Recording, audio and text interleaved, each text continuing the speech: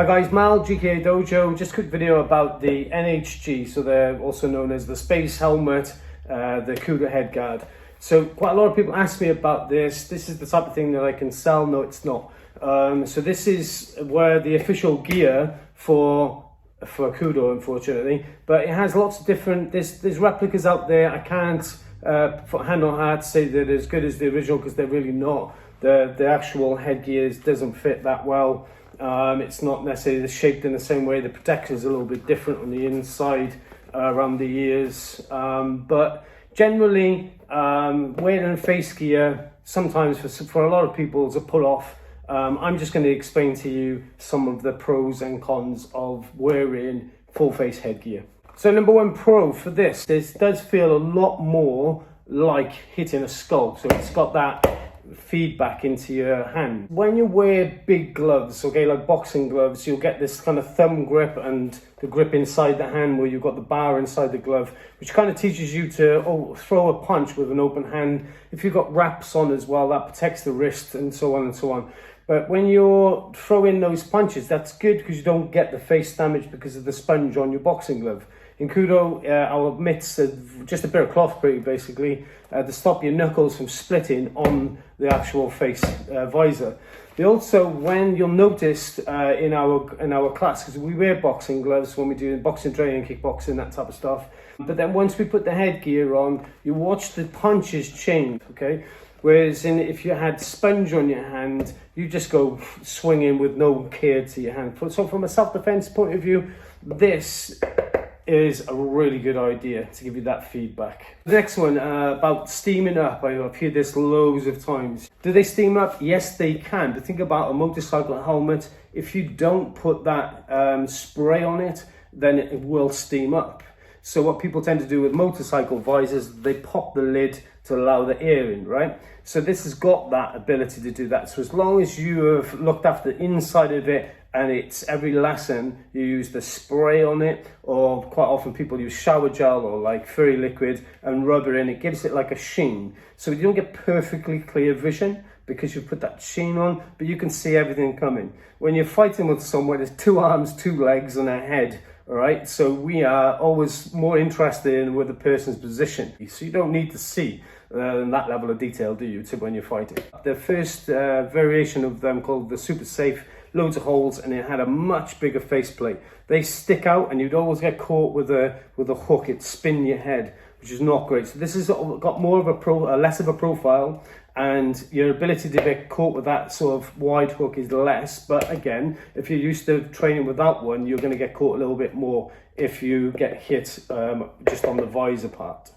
These can break, and people talk about these being perfect. This is like an egg shape, so it's got the integrity of that impact. But if you catch it around the outsides, especially with like knees, then they can break, and I've seen these split, but then you just replace their face shield. So obviously it's tied on and it's replaceable. So it's a good bit of kit. When somebody says that it doesn't hurt when you get hit with this on, it's complete rubbish.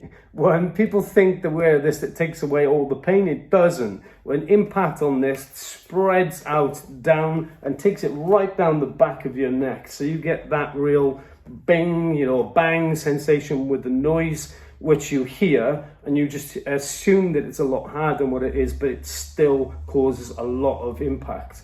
And if you think that you're not going to get a nosebleed or the concussive force through one of this, then think again, because wearing this doesn't stop any of that. Obviously, there's a negative or a caveat that goes with that, is that because you've got a head guard on, you can take more impact than you would if you didn't have it on at all. So it does mean that quite often a fighter's willing to take 1 or 2 shots to be able to get in, or they'll stay in the pocket longer than they would normally do if they didn't have a head guard like this on. So wearing a full face headgear allows you to be able to start headbutting. So when you're using this kind of, you can headbutt, you can elbow at all sorts of different angles and knees. So that's something that you're not going to suffer that soft tissue injury. This is going to help build your fitness. So if you notice that this is all tidy on the outside, underneath there's a breathing gap. So on that point of this, it's a bit like altitude training. So when you wear the head guard, your fitness must be a decent enough level for you to be able to wear this during fighting. That's where you'll see top level Kudo practitioners that are very, very fit, they're very athletic. They're quite often, there's a lot of excuses made for wearing this when people are not fit enough to wear it. So when you put this on, you imagine that if you go into a state of adrenaline, so your body goes into a state of shock, you can't breathe very well as it is, and with this on as well can cause a fair bit of panic. Once you start wearing it more often and your fitness increases, you'll realize that this actually offers you a lot of protection and you'll be very happy to wear it. So in summary, the headgear.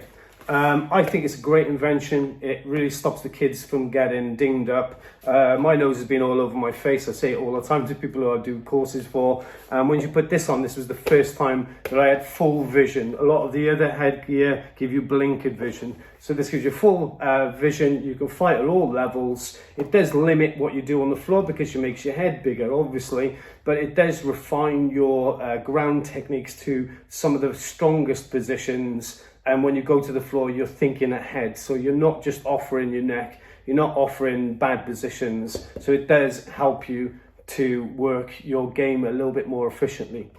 So the headgear for me is a winner. It's got more benefits than not, but I totally understand that certain parts of the training would be better not wearing it. That's me. I'm Al, GK Dojo. Just wanted to say thank you to everybody that's subscribed and liking the videos and supporting the YouTube channel. When I check back in, I'm always amazed the amount of support that we're getting. Just a bit of a shout out, I'm wearing this rash guard from Mark Spencer Spenner from SBG in Bradford. You find him as Fight Coach on YouTube. He's got a Patreon now. It's got a great deal for £5 a month where you can see all of his training videos.